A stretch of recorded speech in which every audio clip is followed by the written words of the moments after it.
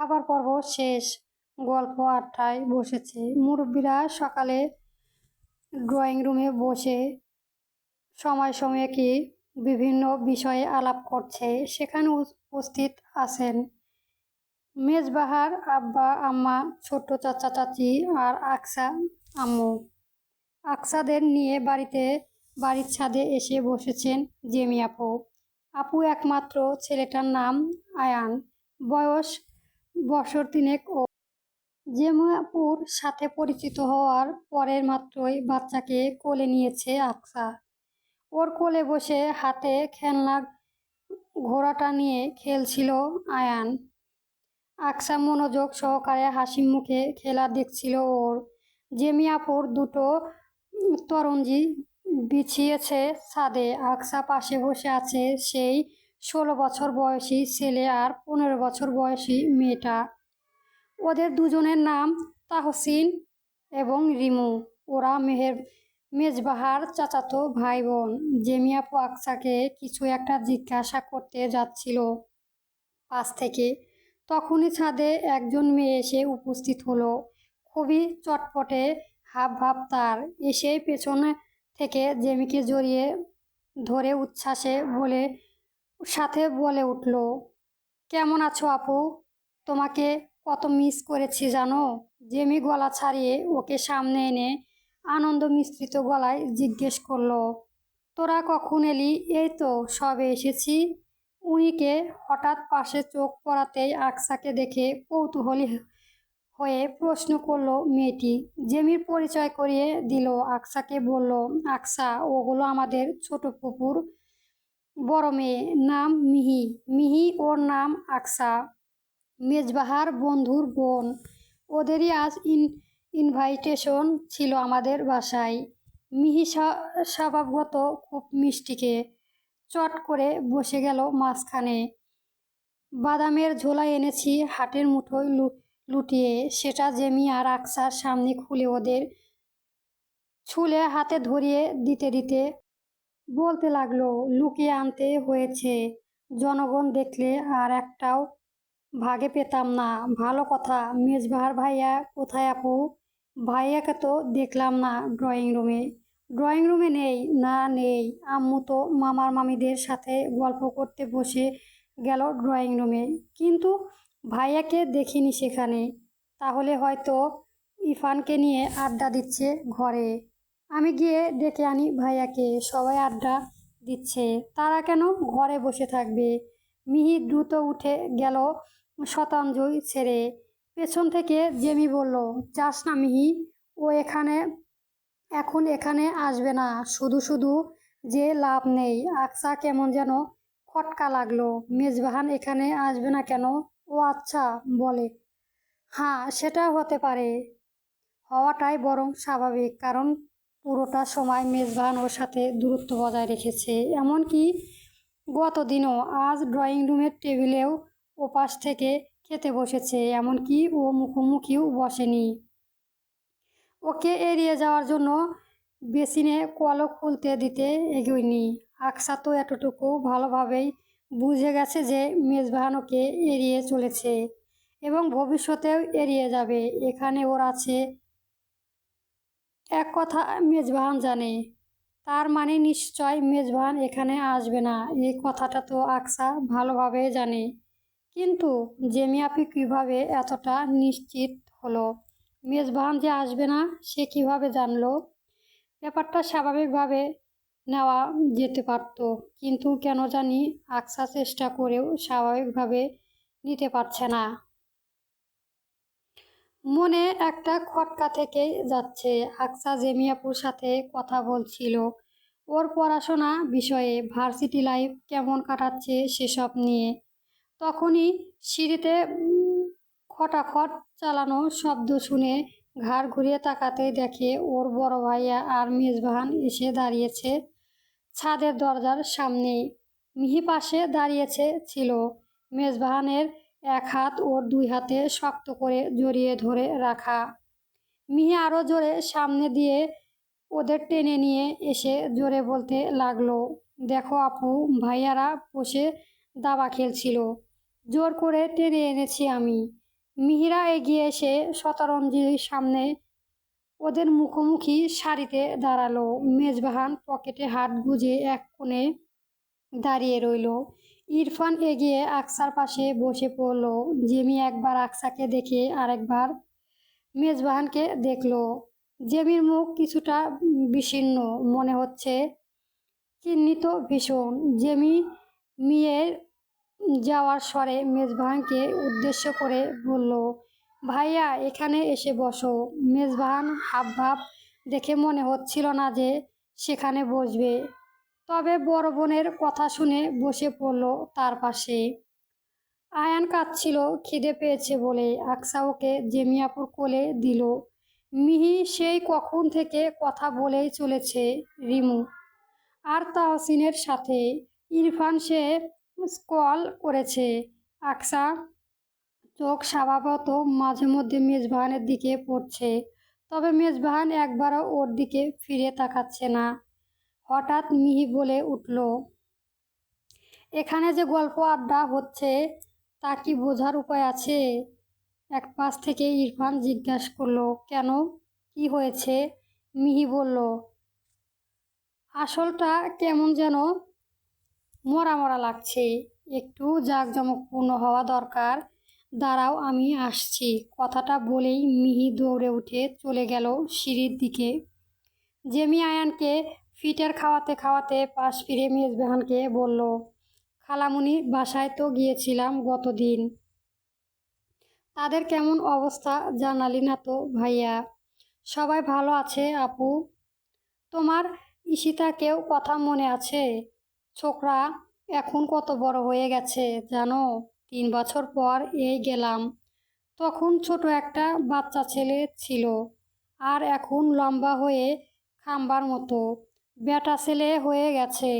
হাসতে হাসতে কথাগুলো বলতে লাগলো মেজবাহান। আচ্ছা অবাক চোখে চেয়ে রইল। এই লোক এত সুন্দর করে কথা বলে তার ভাই বোনেদের সাথে, বিশেষত জেমিয়াপুর সাথে বোধহয় একটু বেশি ফ্রি। মেজবাহানের মন খুলে কথা বলতে দেখে বোঝা যাচ্ছে তাদের মধ্যে বেশ ভালো বন্ধুত্বপূর্ণ সম্পর্ক। মেজবাহান বোধহয় তার সকল কথা জেমিয়াপুকেই বলে। আকসার মুখে কিছু না বললেও ওর মনে একটা অদ্ভুত নাম না জানার অনুভূতি সঞ্চয় হতে লাগলো। ও এক ধ্যানে তাকিয়ে দেখতে লাগলো মেজবাহান জেমিয়াপুর সাথে কত সুন্দরভাবে গল্প করছে হাসি মুখে।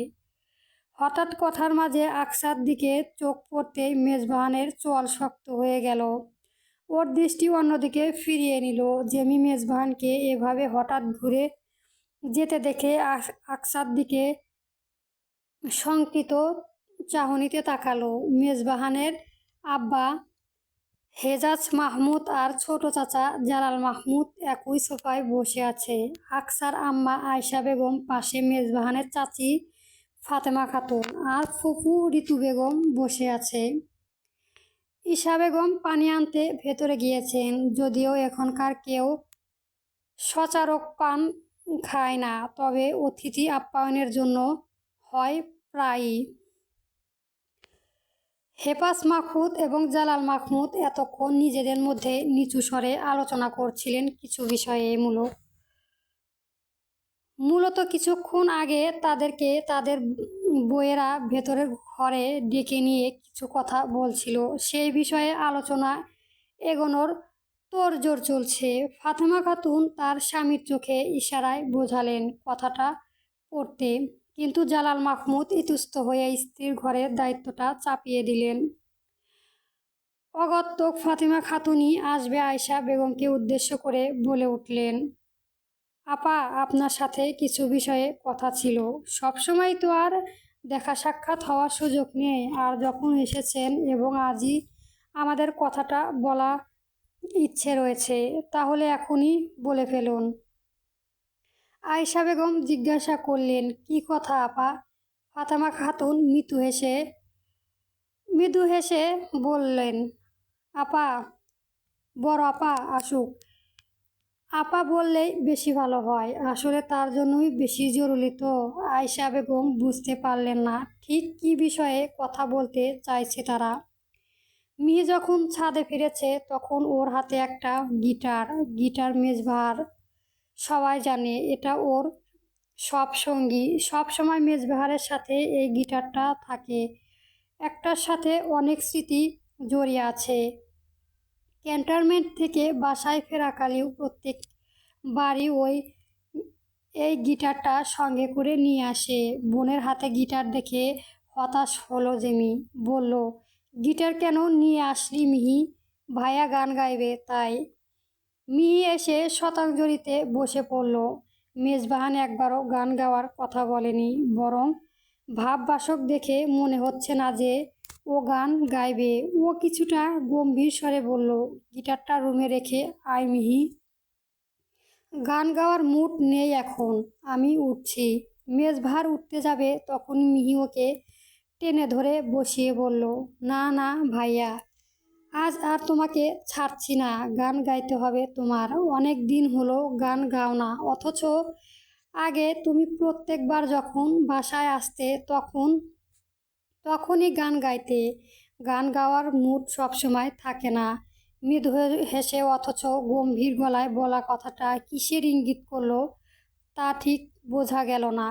শুধু কথাটা শোনা মাত্রই আকসা মেজবাহানকে একবার আর চোখে দেখল।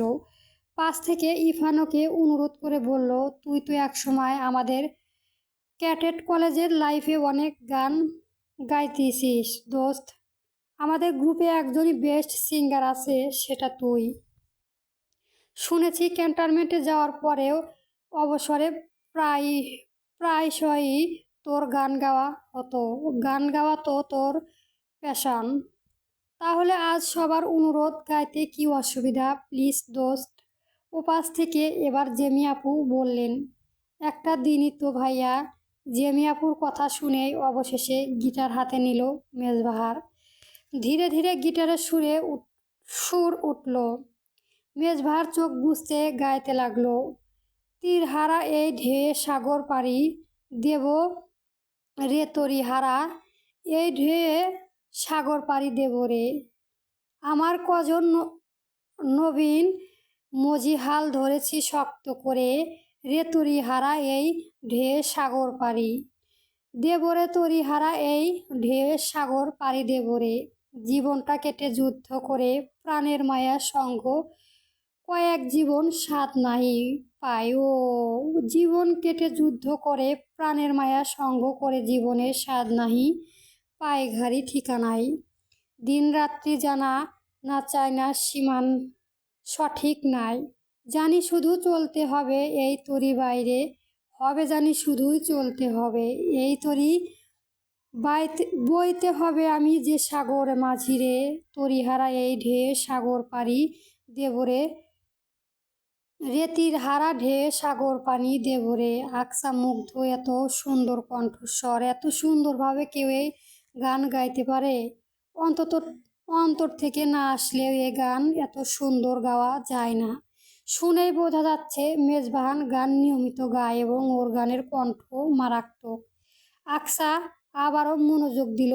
মেজবাহার গাইছে জীবন রঙের মনকে টানে না, ফুলের ওই গন্ধ কেমন জানি না, জ্যোৎস্নার দৃশ্য দেখে পড়ে না তারাও তো ভুলে প্রভু ডাকে না জীবনের রঙে, মনকে টানে না ফুলে ওই গন্ধ কেমন জানি না, জ্যোৎস্নার দৃশ্য চোখে পড়ে না তারাও তো ভুলে প্রভু ডাকে না জীবনের রঙে, মনকে কাটায় নামে যাবাহার একটুখানি থামলো। ও তখনও চোখ বুজে রয়েছে, এবার আরো বেশি গলায় ছেড়ে গাইতে লাগলো। বৈশাখের ওই রুদ্র ঝড়ে আকাশ যখন ভেঙে পড়েছে, পাল আরো ছেড়ে যায় ও। বৈশাখে ওই রুদ্র ঝড়ে আকাশ যখন ভেঙে পড়ে, ছেঁড়া পাল আরো ছিঁড়ে যায়, হাত ছানি দেয় বিদ্যুৎ আমার হঠাৎ কে যেন সঙ্গ শোনায় দেখি ওই ভোরের পাখি গায়, তবু তীরের বাইরে হবে খেলা পানি নিতে হবে, তবু তীরের বাইরে হবে খেলা পাড়ে দিতেই হবে যত ঝড় উঠুক সাগরে, তীরহারা এই ঢেউ সাগর পাড়ি দেবরে, তরিহারা এই ঢেউ সাগর পাড়ি দেবরে। অসহ্য সুন্দর লোকটা বোধহয় সিঙ্গার হতে যেতে ভুল অ্যামাউন্ট অফিসার হয়ে গিয়েছে। এর পর্যায়ে এসে আকসার মনে হলো মেজবাহান কি বুক ভরা হয়ে আসছে। মেজবাহান কি অনেক বেশি যন্ত্রণা এবং ভেতরকার হাহাকার নিয়ে গানটি গাইছে? নাইলে একটা গান এতটাই বেদনায়ক মধুর কেন শোনাবে? এর আগেও তো বহুবার স্কুলে সংস্কৃতি অনুষ্ঠানে এই গানটি শুনেছি মেজবাহার।